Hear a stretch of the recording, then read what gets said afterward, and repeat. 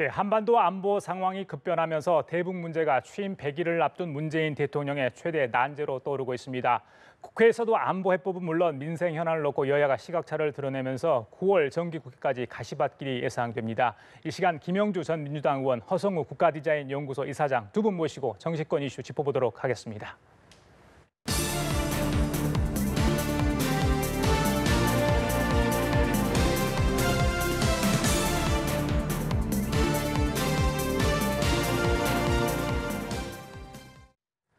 예, 방금 전에도 저희들이 이제 안보 통일 분야 전문가들로 얘기를 좀 나눠봤었는데 문 대통령 취임 100일 얼마 남지 않았는데 이 안보 이슈가 굉장히 머리를 무겁게 지금 하고 있을 것 같습니다. 그렇습니다. 오늘 신임 군 수뇌부들에 대한 진급 보직 신고가 있었습니다. 한반도 안보 상황에 관련해서 여러 가지 이야기도 하고 그랬는데요. 문 대통령이 지금 시점에서 고민해야 할 부분이 있다면 어떤 것들이 있을까요? 정치권에서 다양한 지금 의견들이 나오고 있죠. 이와 관련해서. 예. 안팎으로 여러 가지 어려움들이 있는데 우선 밖의 문제는 사드 문제와 관련해서 의외로 정권 초기에 중국이 보여줬던 유연한 어떤 인내가 다소 없어지는 듯한 모습입니다. 정부는 안정되게 한미동맹을 강화하면서 실제로 사드 배치를 기정사실화하는 과정에 있고 그런 반면에 주변국들은 여전히 입장차가 미묘하게 갈리고 있기 때문에 대북 공조와 관련해서 중국과 러시아의 협조를 어떻게 미국과의 관계를 굳건히 하면서 가져갈 거냐 하는 문제가 하나 있고요. 두 번째는 이제 군 인사 관련해서 현재 아시다시피 이제 말하자면 해군 출신의 어떤 국방장관 또 이번에 합참의장 후보가 공군 출신이고 맞습니다. 국방부 차관은 또 민간인 출신이고 이제 그런 측면 또 안보실은 어쨌든 외교부 소속의 어떤 그 진용들이 갖춰진 상태에서 실제로 우리가 그동안에 지난 10년 동안의 국방개혁을 사실은 많이 이루어졌는데 이루지 못한 부분이 육해공이라고 하는 것을 어떻게 섞어서 하나로 만들어 갈 것이냐. 미국처럼 1군, 2군 이렇게 해야지 마치 전시에도 커뮤니케이션이 되는데 지금 이것이 육군 주도가 되고 해군, 공군이 뒤따르는 이런 어떤 서로 간의 커뮤니케이션이 잘 안 되는 부분도 있단 말입니다. 이제 이 부분을 스스로 특히 육군 스스로가 개혁해가는 동력을 갖춰야 되는데 자칫 잘못하면 최근에 어떤 그 여러 가지 육군에 대한 마치 어떤 비리척결 문제로 인해서 굉장히 수동적으로 갔을 경우에 말하자면 군 내부가 안정화될 수 있느냐, 새로운 어떤 역동성을 가질 수 있느냐, 이 위기 상황에서 그것이 안팎의 어떤 과제가 아닌가 그렇게 생각이 듭니다. 그래 맞습니다. 자, 이사님 오늘 이 진급 보직 신고 받는 자리에서 문 대통령이 이런 얘기를 했습니다. 이제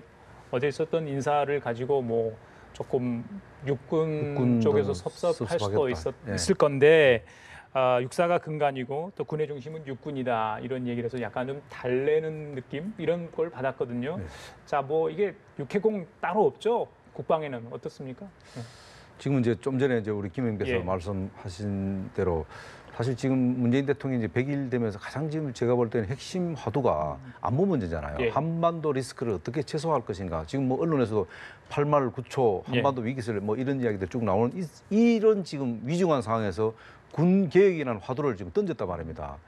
자, 한반도의 리스크가 점점 지금 고도화되고 있는 상황에서 군 개혁을 같이 맞물려 있단 말입니다. 맞습니다. 그리고 우리 군이라는 것은 어차피 육군 위주로 군이 짜져져 있는데 육군이 마치 범죄의 어떤 원상인처럼 이렇게 마치 개혁의 어떤 대상으로 삼는다.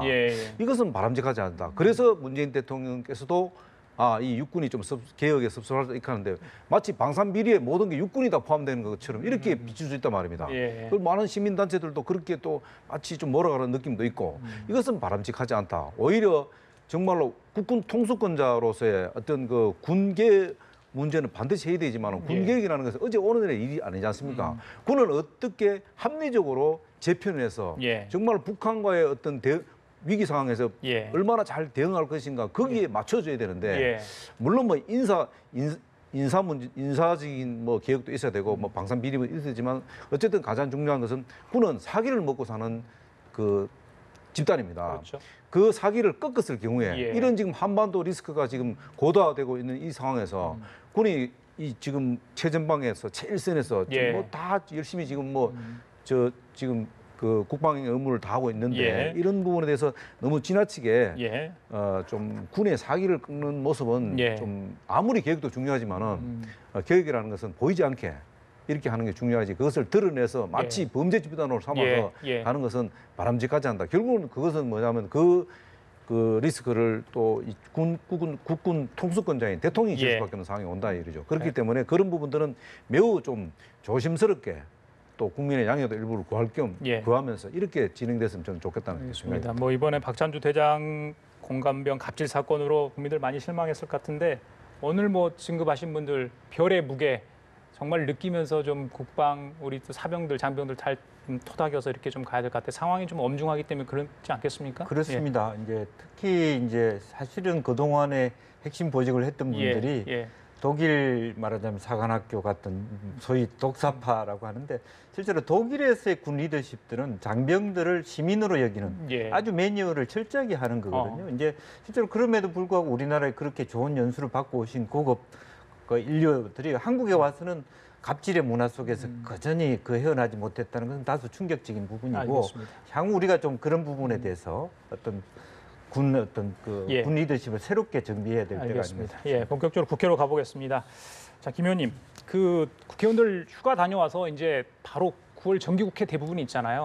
이 시간에 굉장히 공부 많이 하는 거 아닙니까? 실제로 그렇죠? 이제 상임위를 하면서 이제 거의 국감이 굉장히 꽂히기 때문에 실제로 국회에서도 8월 15일 이후는 모두가 다 국회로 다 운집을 하고 또 실제로 본인들이 어떤 국감해야 될 자료들을 지금 정비하고 또 정기국회 준비를 굉장히 열심히 하는 그런 부분입니다. 그런데 이제 지금 9개 상임위원은 야당 쪽이 상임위원장인 것 같아요. 그렇습니다. 법안 처리에서 여야가 좀 진통이 있을 거다. 이런 뭐 지금 관측이 벌써부터 나오는데 어떻게 진통도 예상하세요? 예상되지만 어쨌든 국회가 정상적으로 그나마 움직인다면 항상 국회는 여야 간사 합의 또 위원장과의 합의를 위원장이 사실은 좀 두 양당 간사의 합의를 중심으로 이끌어가는 것이 선례였기 때문에 조금 더 평상심을 가지고 하나하나 조목조목 가져간다면 꼭 그렇게 마찰만이 물론 뭐 일부 마찰되는 어떤 쟁점이 없지 않아 있겠죠. 국회는 항상 그래 왔고 그것이 오히려 정상이다 보는 것이고 그런 갈등들을 어떻게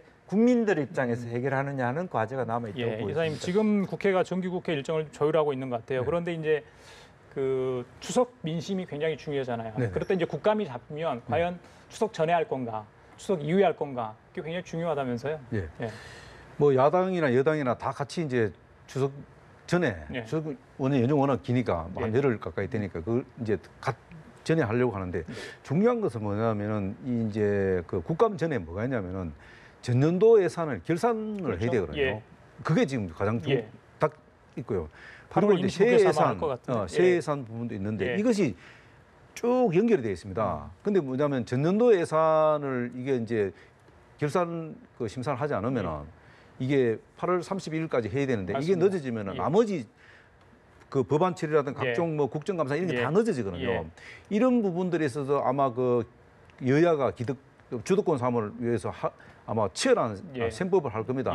그러나 이제 가장 중요한 것은 2004년도에 됐던 조기 결산 그 처리 문제 이 부분은 먼저 타결이 돼야 되는데 이 부분도 원래도 제가 볼 때는 쉽지 않을 것이다. 왜냐하면 그런데 이게 늦어지면은 나머지도 다 늦어지는데 그래 되면 이제 상임위별로는 이미 벌써 작년 이제 결산 부분은 거의 다 아마 상임위 부분은 다 정리가 돼 있을 건데 그냥 형식적으로 보고를 받고 끝내는데 다만 이제 중요한 건데 야당은 이 결산 부분에 전 정부의 적폐청산 부분으로 건드리면서 이것을 정치적으로 활용하려고 하겠죠. 그래서 그것을 갖고 국정감사로 바로 바톤을 넘겨서 같이 맞물려 가려고 하는데 이것이 너무 지나치게 정치 쟁점화 시키려고 하다 보면은 결국은 이 170석을 갖고 있는 자유한국당이라든가 뭐 국민의당도 마찬가지고 바른미래당도 마찬가지고 이게 되면 거기에 과연 동조를 하겠냐 하는 부분은요. 그렇다면 이번 정기국회도 불가피하게 공정 상태가 상당 부분은 예상된다. 저는 뭐 그래 봅니다. 뭐 다툼이 있더라도 원내대표들이 좀 상의를 해가지고 좀 원만하게 좀 갔으면 좋겠다. 그런 생각을 해봅니다. 새 정부 첫 이제 뭐 정기국회가 있을 것 같습니다. 자, 국민의당 얘기 좀 해보겠습니다. 뭐 이거 점입 가경이란 말이 맞겠죠. 안철수 전 대표는 그 완주 의지를 계속 천명을 하고 있죠. 그 안철수 전 대표의 같은 뭐 측근이라 할 수도 있겠죠. 문병호 국민의당 전 최고위원이 이런 얘기를 했습니다. 그 어떤 얘기를 했는지 좀 들어보고 다시 계속 대담을 나눠볼까요? 발언 들려주시죠. 우리 국민의당이 PR 프레임은 민주당 이중대 프레임, 또 호남당 프레임, 낡은 당 프레임 이 세 가지 프레임을 피해야 되거든요. 예. 전혀. 단 1%도 그러지 않고 있습니다. 지금 안철수 대표께서 출마를 접는다는 것은 정계 은퇴하는 것과 똑같습니다. 단 1%도. 예, 국민들은 지금 이 엄중하고 치열한 상황을 안철수가 어떻게 돌파하느냐 주시하고 있습니다. 만약에 여기서 뭐 또다시 뭐 포기하거나 하면은 철수하면? 정계 은퇴해야죠. 예, 상대 다른 두 명의 후보가 단일화를 하든 안 하든 끝까지 갈 것 같죠? 예, 네, 그렇습니다. 예. 사실 이제 방금 우리 문병호 전 최고가 얘기한 것처럼 프레임 전쟁이 시작됐는데 예. 더 거칠게 표현하면 말하자면 안철수가 이 독자적인 다당제로서의 국민의당을 지키느냐 아니면 두 다른 후보 중에 하나가 누가 되더라도 아마 예. 전쟁은 그렇게 할 겁니다. 그렇게 되면 이중대 내지는 통합될 것이다. 뭐 더불어민주당이 흡수될 것이다. 이렇게 이 프레임을 가져가면 안철수 대표가 불리한 것도 아니다라는 생각이 듭니다. 결과적으로는 당내에 계시는 당원들의 입장에서 국민의당 당원들 입장에서는 당이 흡슬러 내려가는 것보다는 지키는 것이 좋기 때문에 그렇기 예. 때문에 생각 외로 더 안철수 대표가 버티면서 오히려 살아나는 그런 어떤 그 장면도 예. 생각해 볼 수 있다. 그렇기 때문에 그야말로 어떤 배수진을 치고 한번 자기 정치 생명을 걸어보는 것이 아닌가 그렇게 예. 생각이 들었습니다. 어제 뭐 동교동계 원로들도 좀 만나가지고 출마 자제 요청을 했는데 도저히 뭐 안 먹힌다 이런 이야기가 나왔던 것 같아요. 예. 아니 상식으로 한번 생각해보세요. 안철수 전 대표가 지금 그 여러 가지 지금 당내 문제에도 불구하고 자기가 누가 보면 선당 후사를 가는데 저는 선당 후사가 아니에요. 선당이에요. 그 당을 살리겠다는 그것은 진심된 마음 같아요. 제가 볼 때는 그런 안철수 전 대표가 이게 지금 출마를 함으로 해서 정치 생명을 거는 거나 마찬가지인데 이래놓고 지금 반대에 부딪혀서 철수를 한다. 또 철수한다 말입니까? 그러면은 이거는 완전히 정치 생명이 끝나는 겁니다. 그런데 저는 이제 이 시점에서 호남의 민심을 한번 짚어볼 수밖에 없다. 예. 이것이 안철수 대표하고 뭔가 연동을 생각해보면 좀 답이 풀릴 것 같아요. 뭐냐면은 이 호남 민심이라는 것은 예. 사실은 어떻게 보면은 국민의당이 있음으로 해서 호남이 홀대를 받지 않는다는 그런 정서가 좀 강하다는 게 호남 그 의원들이 얘기들이 상당 부분 많이 하더라고요. 예. 왜냐하면은 만약에 국민의당이 없으면은 또 그 호남이 홀대당할 가능성이 높다. 왜냐하면 노무현 정부 때도 상당히 홀대당한 부분이 있었지 않습니까? 예. 그러면 정동영, 천정배 이분 두 분들은 사실 민주당에 떠나서 열린우리당을 만드는 사람이기 때문에 친노로 보는 거예요. 그렇다면은 뭔가를 견제할 수 있는 국민의당이 존재를 해야 되는데 만약에 천정배 그 전 대표나 정동영 전 대표가 당선이 되면은 이것이 갑자기 민주당으로 흡수되면 어떡하냐 그런 불안감도 존재하는 것도 사실이답니다. 그렇다면은 안철수 전 대표가 이런 부분을 막아주고 국민의당이 다당제 구도화에서 뭔가를 역할을 해준다면은 예. 오히려 호남 입장에서는 전략적 선택을 한다면은 어떤 경우든지 안철수 전 대표를 쥐고 갈 수밖에 없는 상황이 아니냐. 그렇게 되면은 안철수 대표 입장에서는 이번에 출마를 해서 새로운 신임을 한번 받고 또 뭐 어떤 그 국민의당 아주 그 핵심 있는 의원들 얘기를 들어보면 아까 말한 선당이라는 말씀을 드렸잖아요. 후사는 없다 이거죠. 차라리 그 내년 지방선거 끝나면은 완전히 뭐 이게 승리하든 패배하든 그냥 사퇴할 것이다. 이렇게까지 배수진을 쳤대요. 그런 거 보면은 그렇게 쉽게 문을 끄지 않고 저는 뭐 절대 문을 철수는 이번은 또 안 할 거라고 봅니다. 그렇기 때문에 그 부분은 뭐 제가 볼 때 그렇게 안 할 것 같아요. 안 될 것 같습니다. 김 의원님, 그 민주당을 일단 관망하는 모양새 같습니다. 지금 국민의당 내용 사태에 대해서는. 그런데 사실 남의 일 아니지 않습니까? 이 지방선거 영향, 특히 이제 호남적 이야기했는데 그런 것도 좀 중요하고요. 지방선거에 영향을 미칠 수 있다 이런 지적이 나오기 때문에. 전체적으로 이낙연 총리부터요, 문무일 검찰총장까지 문재인 정부의 핵심 인사들이 사실 호남 좀 과도할 정도로 많이 돼 있다는 부분이고요. 이런 현재 또 대통령의 지지도와 인기도가 지난 대선 막바지에 사실 안철수와 문재인을 저울질하던 그 호남 민심이 거의 75% 정도가 문재인 쪽으로 가 있는 상태이기 때문에 지방선거를 앞두고 오히려 국회의원들은 뭐 3년 뒤니까 그렇다 하더라도 내년 6월 선거를 치러야 되는 다른 시도지사 뭐 위원들, 의원들은 사실은 국민의당에서 탈당하는 흐름들이 굉장히 일파만파 와 있습니다. 그런 흐름들이 와 있기 때문에 또 다음 대선에서 과연 안철수를 호남에서 지지할 수 있느냐. 사실은 이제는 사실은 호남에서도 호남 출신의 대선 후보를 바라는 것이기 때문에 예. 지난 대선에서의 안철수보다 무게감이 오히려 더 줄어듭니다. 그래서 사실은 국민의당의 고민이 더욱더 깊어지는 것이다. 그렇게 예, 보여집니다. 알겠습니다. 자, 이건 이사님한테 여쭤볼게요. 문무일 검찰총장의 행보. 어제 이제 과거 검찰에 했던 과거 사건에 대해서 그 인권 문제랄지 적법 절차를 따르지 못한 데에서 국민에게 사과까지 했습니다. 그 전에 뭐 경찰청장 방문하고 또 국회 여의도 방문했고 오늘은 뭐 추미애 대표를 만난 것으로 저희들이 알고 있는데 자, 이런 행보들 앞으로 검찰 개혁을 앞두고 있는 상황에서 나타난 행보들이거든요. 자, 어떻게 보세요? 지금 해야 할 일이 굉장히 많지 않습니까? 검찰 개혁도 해야 하고 그리고 당장 지금 댓글 사건 검찰이 요청한 거죠? 수사 자료? 예. 문무일 총장 입장에서 아마 이런 게 있는 것 같아요. 검찰이 너무 지나치게 정치적으로 매도당하고 있다. 검찰은 상당히 그동안 나름대로 검찰의 어떤 역할을 했는데 다만 이제 수사라는 게 두 가지가 있지 않습니까? 일반 수사하고 정치 쟁점화되는 수사가 있거든요. 일반 수사는 일반 검찰들이 지금 계속 역할을 잘하고 있고 다 진행되고 있습니다. 예. 근데 이제 정치 쟁점화된 수사, 쉽게 말하면 하명 수사도 포함되거든요. 고위 위에서 내려오는 하명 수사.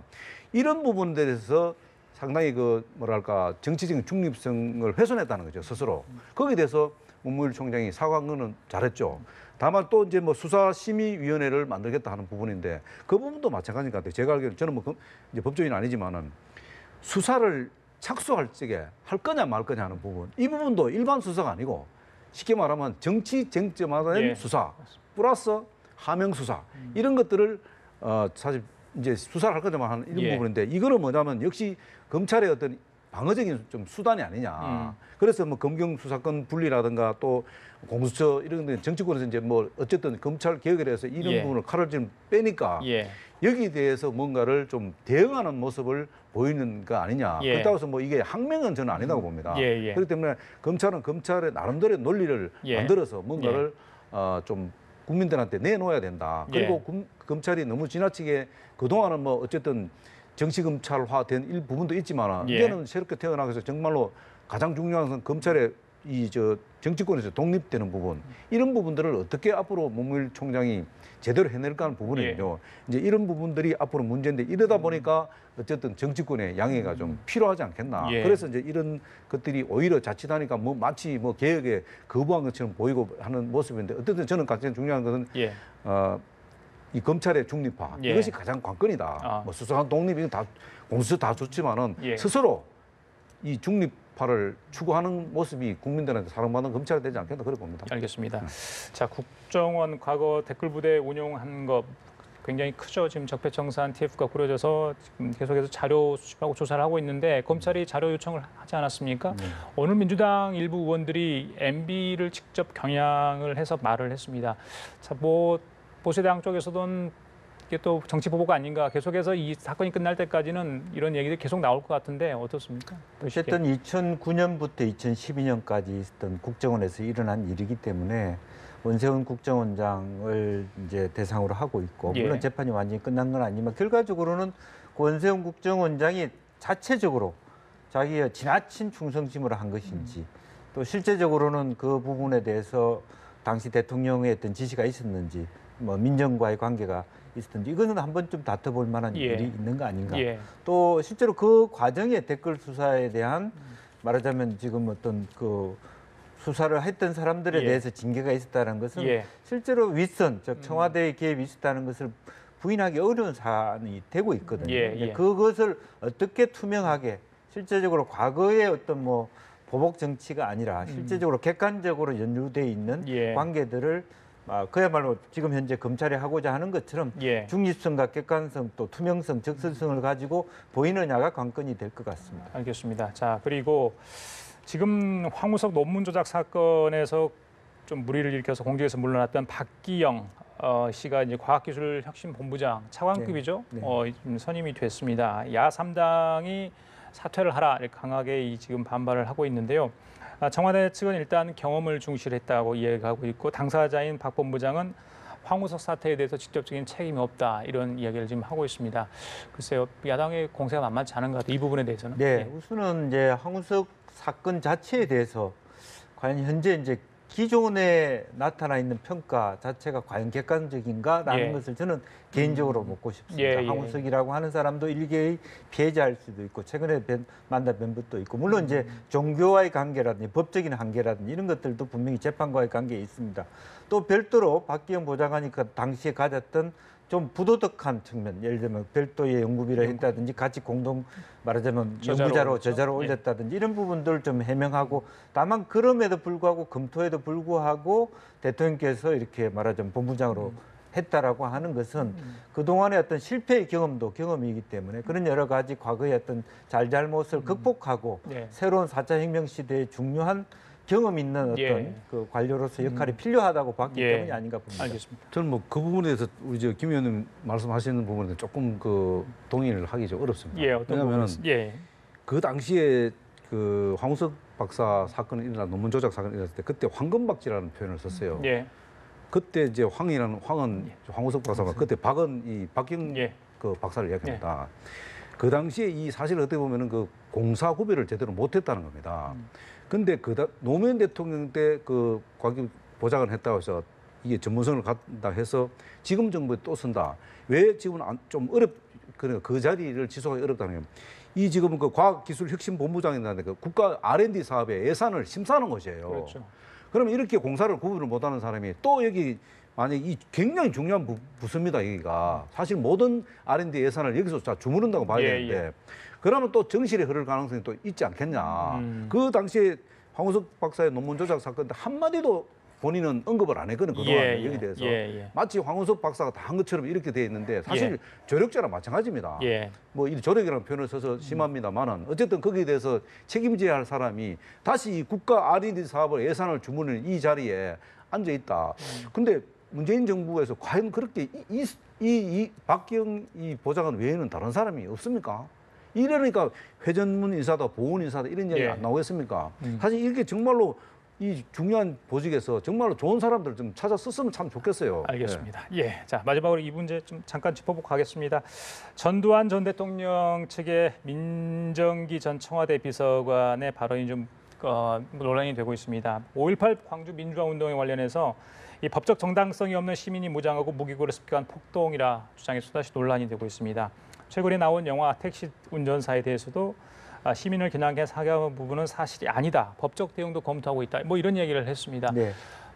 논란을 택시 운전사라고 하는 영화를 봤는데요. 보셨어요? 근데 어쨌든 그것은 실화를 배경으로 물론 영화라고 하는 건 각색도 있겠습니다만은 어쨌든 몇 년 전에 2, 3년 전에 죽은 독일 언론인 당시 일본 특파원의 실질적인 사실을 가지고 말하자면 그때 말하자면 그 5월 20일경에 독일 언론에 나왔던 것을 그대로 얘기를 하고 있기 때문에 그러한 사항에 대해서 선우가 바뀐 주장을 하고 있는 것은 전두환 대통령의 회고록도 마찬가지예요. 원인에 대한 것은 빼고 실제로 탈취해 간 것만 딱 잘라서 앞에 왜 그런 일을 할 수밖에 없었던가에 대한 부분은 사실은 그 자체의 말이 이제 정당성을 갖고 있지 않다 저는 그렇게 생각이 들고요. 하태경 의원이 이런 얘기를 했습니다. 전두환 회고록에 대해서 좀 들려주시죠. 전두환 전 대통령에게 한 가지 여쭤보려고 합니다. 전두환 회고록 당신이 쓰신 거 맞습니까? 근데 제가 아는 전두환 대통령 지금 치매가 아닙니다. 정신적으로 굉장히 건강하고요. 만나보신 분 아실 거 아니에요. 기억력도 아주 좋습니다. 그래서 제가 내릴 수 있는 합리적인 결론은 이 전두환 대통령 쓴 거 아니다. 그러니까 누군가가 전두환을 빙자한 회고록이 나왔다는 겁니다. 그래서 저는 전두환 대통령이 양심 선언해 주길 바랍니다. 이거 내가 쓴 회고록 아닌데 어떻게 하다 보니까 내 이름으로 회고록 나갔다. 그래서 당장 이 책 다 수거하고 자진 폐기하겠다. 지난번에 회고록 문제가 됐죠? 법원에 판단이 있었던 걸로 알고 있는데. 가처분 신청 받아들였죠, 법원에서. 사실 이 부분은 지금 5.18 민주화가 사실규명이 사실 아직까지 안 끝났잖아요. 안 끝났는데 사실 전두환 전 대통령은 이 5.18 광주 민주화 사태의 중심에 선 인물이거든요. 그렇다면 지금 어떻게 보면 이 부분이 사실 화해협력 차원에서 뭔가를 좀 이렇게 화해해서 이 부분을 성화시키려고 하는 이 상황에서 그 지금 영화도 나오고 그렇다면 그냥 여기서 침묵을 지키는 게 훨씬 더 이 우리 사실 화해를 위해서 중요한데 이게 사실 어떻게 보면 불을 질러버리는 거예요. 그러니까 어떻게 보면 광주 민주화 운동에 대한 그 어떤 아픈 기억들을 다시 되살리는 이런 것이 과연 우리 국가 발전에 도움 되겠냐 하는 부분인데 이 부분에 대해서는 제가 볼 때는 전두환 전 대통령이 좀 이렇게 자숙하는 모습 이런 것들이 좀 바람직하지 않겠나 그런 생각합니다. 그래요. 알겠습니다. 자, 지금까지 김영주 전 민주당 의원, 허성우 국가디자인연구소 이사장 두 분 모시고 얘기 나눠봤습니다. 말씀 감사합니다.